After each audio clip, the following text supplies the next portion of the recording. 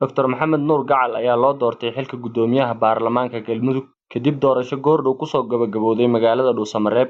Dr. Gacal oo ahaa musharax ay taageersaneyd xukuumadda Ra'iisul Wasaare Khayre ayaa ku adkaaday si aqlabiyad ah, gaar ahaan 3 meel, sidaasna wareegga koowaad ku soo dhamaaday.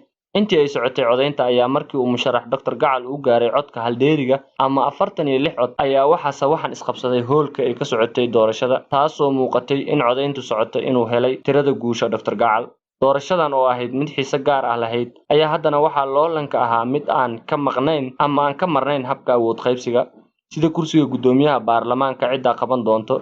Guddiga doorashada ayaa ku dhawaaqay natiijada, waxaana Dr. Maxamed Nuur Gacal uu helay codad dhan 54 cod, halka musharaxii ku xigay ee Cabdinaasir Aadan Cusmaan uu helay 34 cod, waxaana xumaaday 1 cod oo kaliya.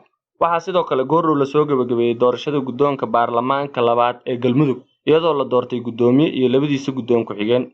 Xilka gudoomiye ku xigeenka koowaad ayaa waxaa ku guuleystay Cabdulaahi Xirsi Maxamed, isagoo ka guuleystay Saadiq Sheekh Yuusuf Ibraahim. Cabdulaahi Xirsi Maxamed ayaa helay 59 cod, halka musharaxa laga guuleystay ee Saadiq Sheekh Yuusuf Ibraahim uu helay 29 cod, iyadoo 1 codna uu xumaaday. Sidoo kale waxaa la qabtay doorashada gudoomiye ku xigeenka labaad iyadoo ay ku tartamayeen labada musharax ee kala ah Maxamed Sheekh Axmed Maalin iyo Faadumo Cabdi Cali. Faadumo Cabdi Cali ayaa ku guuleysatay codad gaaraya 47 cod, halka musharaxa la tartamayay ee Maxamed Sheekh Axmed Maalin uu helay 41 cod. Marwo Faadumo Cabdi ayaa noqonaysa haweeneydii labaad ee guddoon ka noqota baarlamaan maamul goboleed ee dalka, iyadoo hore baarlamaanka Hirshabelle ay ka noqotay gudoomiye ku xigeenka labaad Marwo Canab Axmed Ciise.